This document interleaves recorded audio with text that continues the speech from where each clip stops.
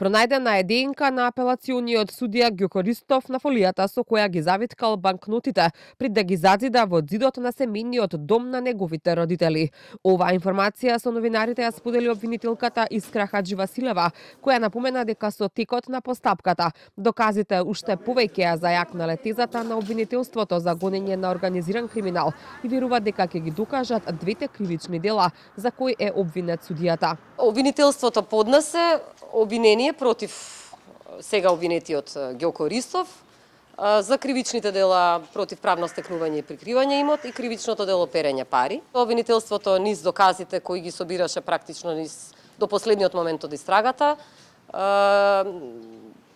просто ќе успее да ги демантира сите оние аргументи кои одбраната ги понуди. Обвинителката дополни дека имаат уште многу докази кои укажуваат дека парите се на судијата, а истите не може да ги оправда.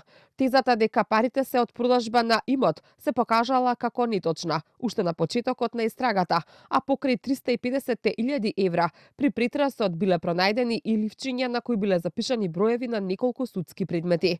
Не тврдиме ниту со обвинението дека обвинетиот примил подкуп.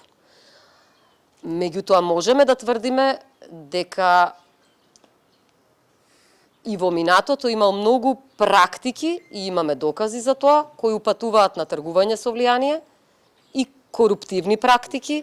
Во однос на пуштањето на слобода на Љупчо Пецов Ѓаволот, од обвинителството објаснуваат дека ваквата одлука е оправдана со оглед на тоа што дал гаранција 10 пати поголема од штетата од делото кое го направил, а во меѓувреме парите ги надоместил. Сепак и за него има обвинение за кривично дело, злосторничко здружување, даночно затајување и помагање при даночно затајување.